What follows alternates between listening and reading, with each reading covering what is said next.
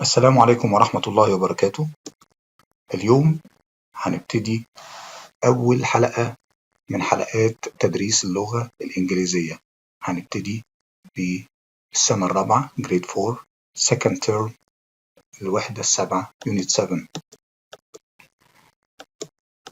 هنبدأ طبعا بالقطعة الخاصة بالقراءة. هنستخرج كلمات وهنتعلم ازاي نقرأ ونستخرج الكلمات ومعانيها عشان نقدر نزود حصيلتنا اللغوية. القطعة الباراجراف الأول منها بيقول Old customs in the modern world. العادات القديمة في العالم الحديث. People live in all parts of the world. Most people live in towns and cities, but other people live hundreds of kilometers from the nearest city. الناس بيعيشوا في أماكن مختلفة من العالم. معظمهم بيعيشوا في المدن الكبيرة، وفي ناس أخرى بيعيشوا بعيد عن المدن. They live on high mountains. بيعيشوا فوق الجبال. They live in hot deserts and in snowy forests. بيعيشوا في الصحراء أو الصحاري الحارة وفي الغابات المملوءة الثلجية أو مملوءة بالثلج. They keep animals for food. بيربوا الحيوانات للحصول على الغذاء. They make their clothes and homes. بيصنعوا ملابسهم وبيوتهم. They are different to people who live in large towns and cities because they don't need lots of shops, cars and lorries. They don't use much electricity or water. وهم مختلفين عن الناس اللي بيعيشوا في المدن لأنهم مش محتاجين محلات وسيارات وشاحنات كثيرة، وما بيستخدموش الكثير من الكهرباء أو المياه. طبعا هنستخرج مجموعة من الكلمات. الأول ثلجي أو سنوي، مغطى بالثلج أو مغطى بالثلج. وهنا في مثال St. Catherine Mountain's top is snowy. يبقى جبل سانت كاترين القمة بتاعته مغطى بالثلج. الكلمة الثانية keep for ومعناها يربي. وفي المثال عندنا هنا I keep a cow for milk، يعني أنا بربي البقرة للحصول على الألبان. في عندنا مدينة تاون بمعنى مدينة والسيتي بمعنى مدينة، لكن في اختلاف. تاون بتعبر عن المدينة الصغيرة، لكن سيتي بتعبر عن مدينة كبيرة. وفي هنا طبعا المثال الأولاني مدينة ماديسون is one of the best towns in USA. أما العاصمة بتاعتنا عاصمة مصر جمهورية مصر العربية Cairo is the capital city of Egypt. كلمة لوري بمعنى شاحنة، وفي المثال عندنا he drives a lorry. he is a talented driver. الكهرباء اللي احنا بنستخدمها، وفي المثال هنا electricity is power that travels along wires. يعني electricity أو الكهرباء هي الطاقة اللي بتمشي في الأسلاك. هننتقل ل second paragraph. Weavers of South America. النساجون الموجودين أو اللي عايشين في South America في أمريكا الجنوبية. The Incas live in Peru in South America. شعب الإنكا 500 years ago they were very powerful. They had many large cities and they were good fighters. كانوا أقوياء جدا وكان عندهم مدن كبيرة وكانوا مقاتلين أقوياء.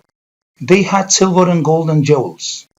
كان عندهم ثروات من silver الفضة والجولد الذهب والمجوهرات.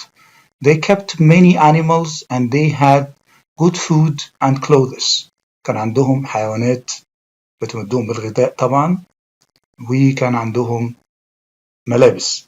Then explorers المستكشفين from Spain من أسبانيا came. They fought the Incas and captured their king. حاربوهم وقبضوا على الملك. After that, the Spanish ruled over the Incas. الأسبان حكموا شعوب أو شعب الإنكس. The Inks spoke the Quechua language. Quechua people are still living in Peru today. لغة محلية، لغة الكيتشوا، وما زالوا حتى اليوم عايشين في بيرو. They keep sheep and goats in the mountains. They get wool from the animals. They spin the wool and weave it into clothes. بيستعملوا الصوف اللي بيطلعوه من الحيوانات، الخراف والماعز، وبيصنعوا منه الأقمشة بتاعتهم، الأقمشة التقليدية. They make patterns in the cloth. The patterns are like the old Incas patterns. Women carry their babies or fruit and vegetables in the cloth. Men carry firewood and corn. نشوف الكلمات والمعاني. الإنكا Incas live in Peru. ودول شعب الإنكا. Fighters وجاية من fight يحارب أو يقاتل، محاربين. Tatars people were very strong fighters. التتار كانوا شعوب مقاتلة. Jewels أو جواهر. The queen has very precious jewels. الملكة تمتلك جواهر قيمة. Explorer أو مستكشف. هنا كريستوفر كولومبوس is an explorer who discovered the Americas. هو اللي اكتشف الأمريكتين. rule over أو ruled over، ودي يعني يحكم. Britons ruled over India. حكموا الهند. الكيتشوا language وشعوب الكيتشوا بحضارتهم المحلية ولغتهم المحلية. Quechua people live in South America. هم ما زالوا عايشين في بيرو وعايشين في دول تانية مختلفة من أمريكا الجنوبية. Powerful وجاية من power يعني قوة أو طاقة. في المثال عندنا هنا The king is so powerful. هنروح للباراجراف التاني. Third paragraph. بعنوان Herdsmen of Northern Europe أو رعاة الماشية في الشمال الأوروبي. The Sami people live in Northern Europe. It is very cold in winter and there is always a lot of snow on the ground. بيعيشوا في شمال أوروبا الشعب السامي، وبيعيشوا في مناطق باردة جدا بتكون الثلوج مغطية الأرض. Some Sami people are nomads. بيكونوا بدو. That means they travel from one place to another. يسافروا من مكان إلى آخر. They keep big herds of reindeer. بيربوا قطعان كبيرة من reindeer أو حيوان الرنة يشبه الغزال. They live in tents and when the reindeer need new grass they pack up their tents and move on.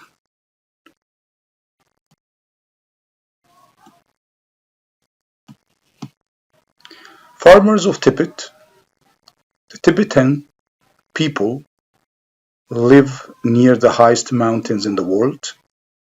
المزارعون في إقليم التبت بيعيشوا بالقرب من أعلى قمم جبال في العالم.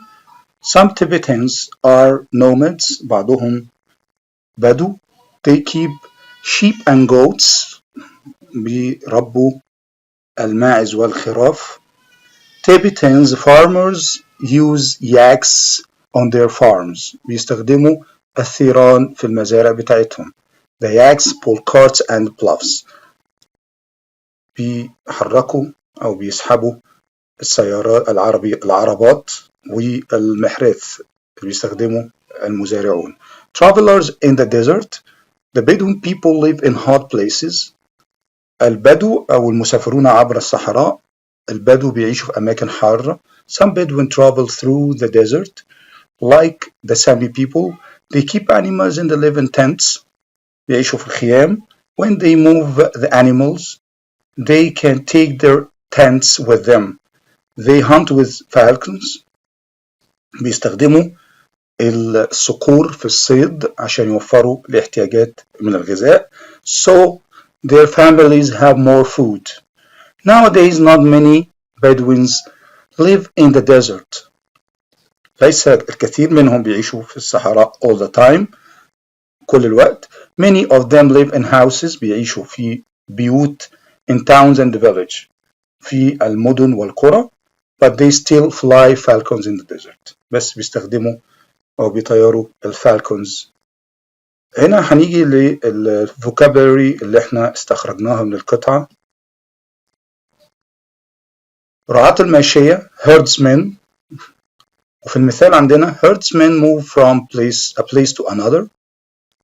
سامي أو الشعب السامي. The Sami people live in northern Europe. بيعيشوا في شمال أوروبا. Nomads أو nomads اللي هم البدو. Nomads live in the desert. Bluffs المحراث أو محراث. Farmers use bluffs. Yak أو ثور. Yaks live in farms. في المثال عندنا كمان في hunt يصطاد. في المثال بتاعنا people use dogs to hunt in the deserts. يستخدموا نوع من كلاب الصيد للصيد في الصحراء. falcon اللي هو الصقر. falcons fly high in the sky. كده نبقى احنا وصلنا لنهاية حلقة النهاردة. ان شاء الله في الحلقة الجاية هنكمل الجرامر وهنحل exercises عشان خاطر نتأكد ان كل الناس او ان احنا وصلنا المعلومة، وان شاء الله الجميع ينتفع من العلم دوت. وبنرحب طبعا بأي كومنت أو تعليق أو أسئلة في الكومنتس. وشكرا. السلام عليكم ورحمة الله وبركاته.